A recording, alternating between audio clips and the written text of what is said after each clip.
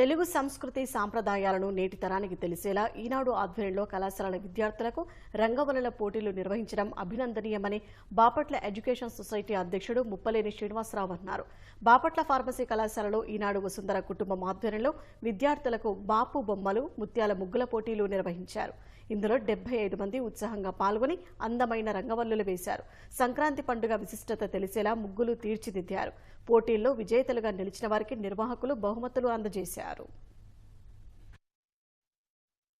ఈనాడు వాళ్ళు, ఈటీవీ వాళ్ళు మాకు రంగుల పోటీలు పెట్టారు మా కాలేజ్లో. అక్కడికి బీఈసీ వాళ్ళు, బాపట్ల కాలేజ్ ఆఫ్ ఫార్మసీ వాళ్ళు, పాలిటెక్నిక్ వాళ్ళు వీళ్ళందరూ వచ్చి పార్టిసిపేట్ చేశారు.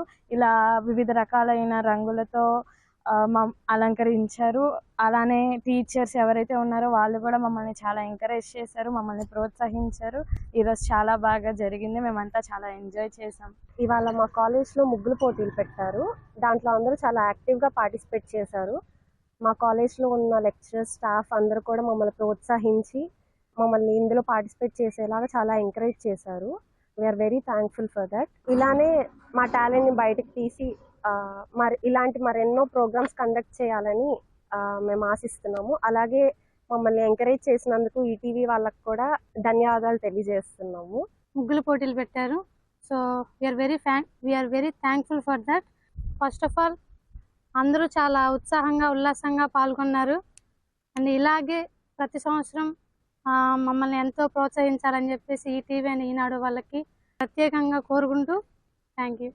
ఈరోజు సంక్రాంతి జనవరి 2025 సందర్భంగా ఈటీవీ ఆధ్వర్యంలో కాలేజీలో రంగోలీ కాంపిటీషన్స్ జరిగినాయి.